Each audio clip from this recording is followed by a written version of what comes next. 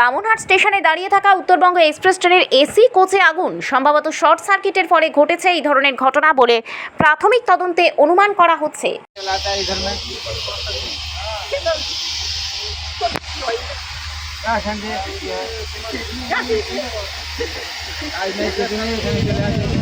সারাদিন ভাত খাও নাকি তুমি? সারাদিন ভাত খাও? আজ সকালে আমি ছিলাম না যদিও বামুনহাটে, হঠাৎ করে খবর আসলো যে রেলের B1 এসি 3 টায়ারের B1-এ হঠাৎ করে ধোঁয়া দেখা গেছে। তো ওখান থেকে স্থানীয় সূত্রে আমাকে ফোন করে জানানো হলো যে হঠাৎ ধোঁয়া দেখা গেল। তো জিজ্ঞেস করতে তারা বললো যে কোনো একটা সার্কিট বোর্ড, রেলের কোনো কর্মচারী গেটটা খুলতে গিয়ে দেখতে পায় সেখান থেকে ধোঁয়া বেরোচ্ছে। তো এরপরে তারা এসে ঊর্ধ্বতন কর্তৃপক্ষকে খবর দেয়, তারাও আসেন। এসে দেখার পরে জানা যায় যে সার্কিটে কোনো কারণে হয়তো জল ঢুকে সেখান থেকে একটু শর্ট সার্কিটের ব্যাপার হয়েছে।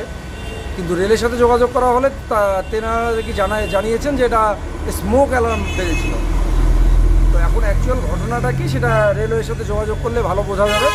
তো আমার যতদূর ধারণা বা আমার লোকাল সূত্রে যেটুকু খবর যে স্মোক অ্যালার্ম নয়, ওটা হয়তোবা যেটা বলেছে যে শর্ট সার্কিট থেকে হয়েছে, সার্কিট বোর্ডে আগুন, সেরকম কিছু হতে পারে।